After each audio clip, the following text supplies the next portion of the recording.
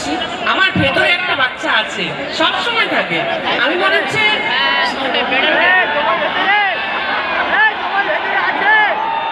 সেটা বোধহয় সারা জীবনই থাকবে আমার মধ্যে। কারণ আমি মনে হয় বাচ্চাদের মধ্যে ভগবান আছে, কারণ তাদের মনে কোনো পাপ নেই, কোনো বিদ্বেষ নেই, কিছু নেই, কোনো হিংসে নেই। তো বাচ্চাদের জন্য ছোট্ট শ্রাবন্তী হয়ে দুটো কবিতা, একটা বাংলা আর একটা হিন্দি। New year gift. চাঁদ উঠেছে, ফুল ফুটেছে, কদম তলায় কে? হাতি নাচছে, ঘোড়া নাচছে, সোনামণি প্রিয়ে। জোরে হাততালি হোক সবাই। এবারে হিন্দি হয়ে যাক।